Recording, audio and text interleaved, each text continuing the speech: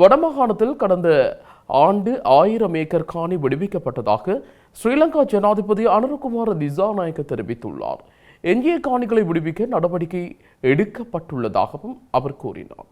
பாதுகாப்பு அலுவல்கள் பற்றிய அமைச்சுசார் ஆலோசனை குழு ஸ்ரீலங்கா பாதுகாப்பு அமைச்சரான ஜனாதிபதி அனுரகுமார திசாநாயக்கவின் தலைமையில் நேற்று பிற்பகல் நாடாளுமன்றத்தில் கூடியது.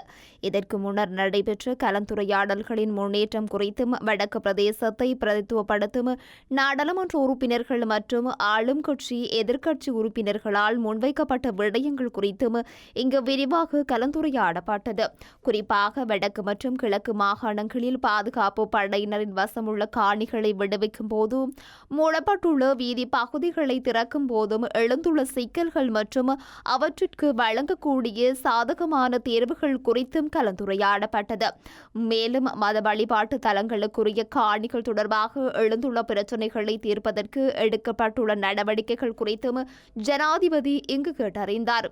டிட்வா புயலினால் சேதமடைந்த வீதிகள் மற்றும் நீர்ப்பாசன கட்டமைப்புகளை புனரமைத்தல், விவசாயிகளுக்கு இழப்பீடு வழங்கும் நடைமுறைகள் மற்றும் அதன் முன்னேற்றம் குறித்தும் இங்கு கவனம் செலுத்தப்பட்டது.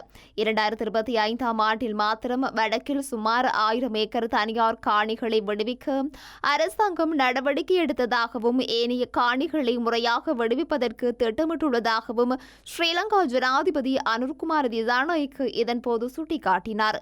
மக்களின் இயல்பு வாழ்வை முன்னெடுத்துச் செல்வதற்கு தேவையான காணிகளை விளைவிக்கும் அதேவேளை கைத்தொழில் மற்றும் பொருளாதார நடவடிக்கைகளுக்காக தற்போதுள்ள காணிகளை முகாமைத்துவம் செய்து கொள்வதே அரசாங்கத்தின் எதிர்பார்ப்பு என்றும் இங்கு சுட்டிக்காட்டினார். அதற்காக எடுக்கப்பட வேண்டிய அடுத்த கட்ட நடவடிக்கைகள் குறித்து கண்டறியுமாறு பணிப்புரை விடுத்தார்.